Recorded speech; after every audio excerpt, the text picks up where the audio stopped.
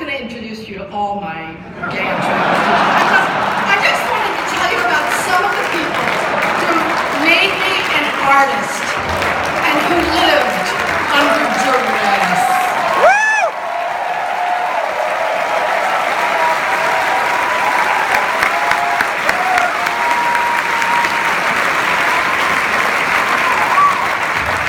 You know, the good thing, there is a good thing about being older. There is. You'll see. And that is, you do get to mark the decades and the progress of things. You can honestly say things are better now. They really are better now.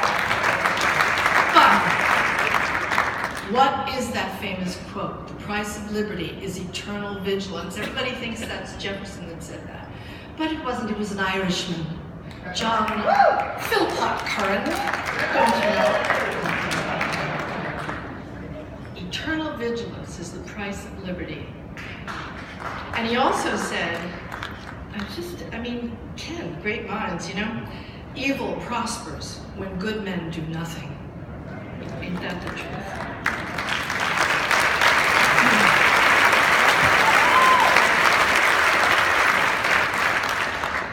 Okay, here's my theory. I'm going to go very fast, so you have to stay with me, okay?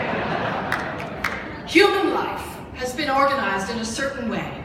The hierarchy's set, who's in charge, who makes the laws, who enforces the laws, pretty much the same way for 40,000 years.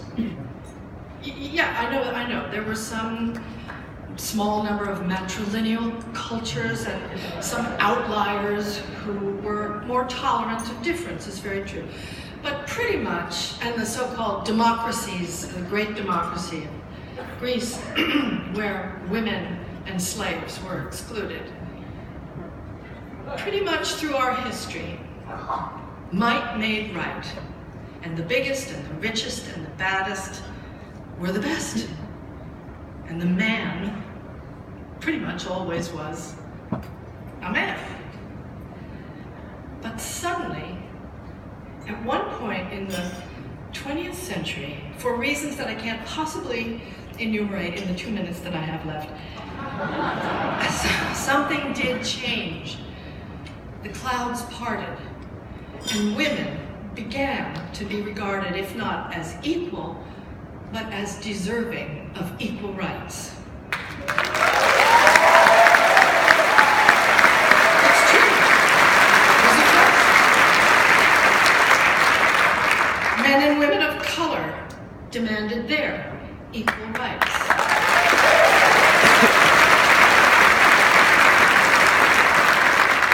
People of a sexual orientation and gender identification outside the status quo also demanded their equal regard of the law. So did people with disabilities. We all won rights that had already been granted to us in the Constitution 200 years before, in theory. But the courts and society finally caught up and recognized our claims. And amazingly, and in the terms of the whole of human history, blazingly fast, culture seemed to have shifted. All the old hierarchies and entitlements seem to be on shaky ground. Which brings us to now. We shouldn't be surprised that fundamentalists of all stripes, everywhere, are exercised and fuming.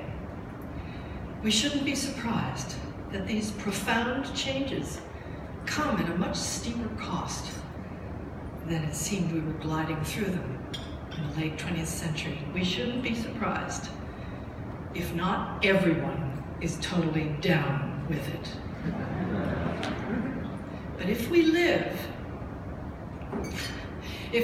through this precarious moment, if his catastrophic instinct to retaliate doesn't lead us to nuclear winter, we will have much to thank this president for, because he will have woken us up to how fragile freedom really is.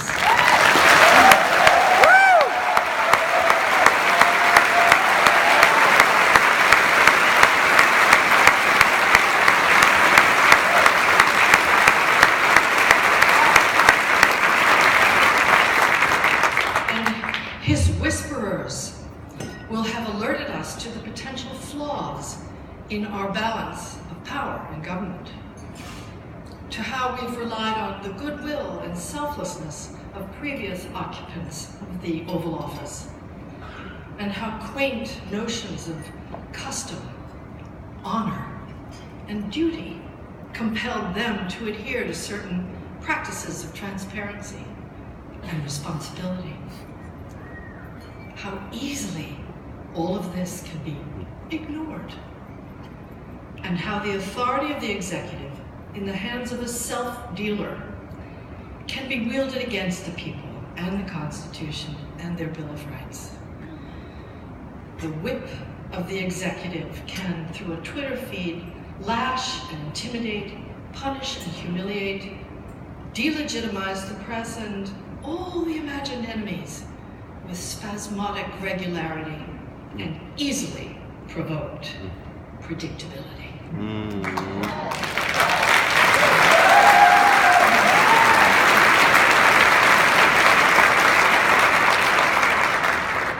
So here we are in 2017, and our browser seems to have gone down.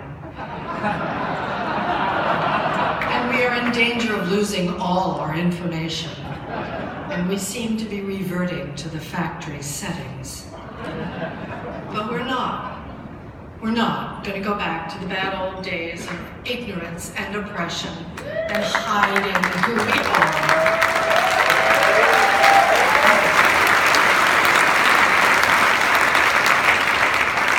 Because we owe it to the people who have died for our rights and who have died before they even got their own. And we owe it to the pioneers of the LGBTQ movement, like Paula Grossman, and to the people on the front lines of all civil rights movements, not to let them down. I am the most overrated and most over-decorated,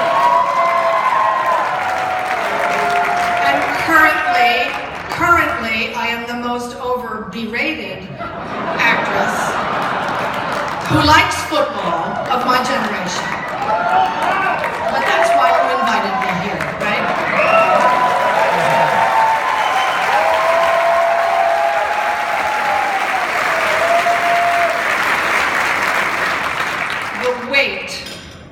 The weight of all my honors is part of what brings me here to the podium. It compels me. It's against every one of my natural instincts, which is to stay the fuck home.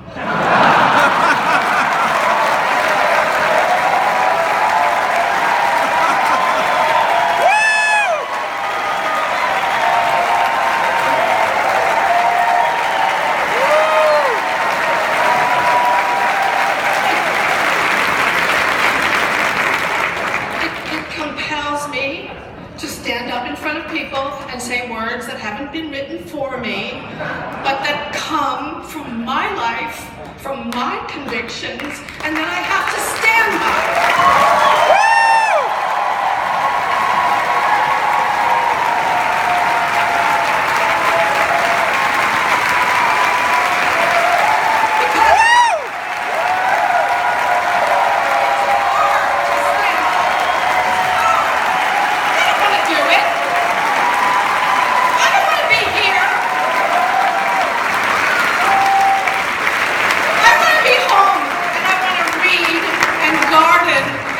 My dishwasher. I do. I love that. It's embarrassing and it's terrifying to put the target on your forehead, and it sets you up for all sorts of attacks and armies of brown shirts and bots and worse. And the only way you can do it is to feel you have to. You have to. You don't have an option. You have to. Stand up, speak up, act up.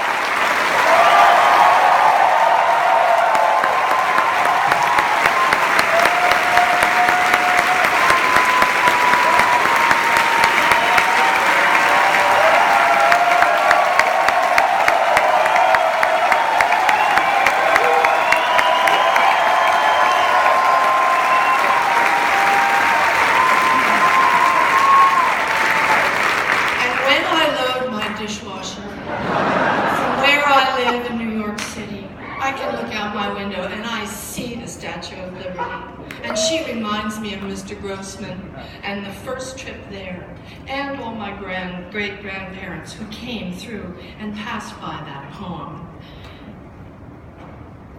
Many of them fled religious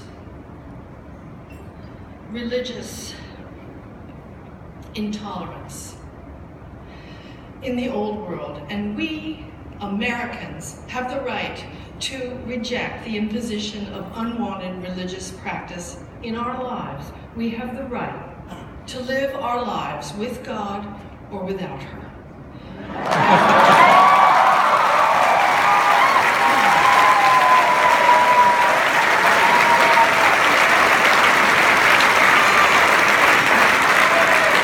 There's a prohibition in this country against the establishment of state religion in our Constitution, and we have the right to choose with whom we live, whom we love, and who and what gets to interfere with our bodies.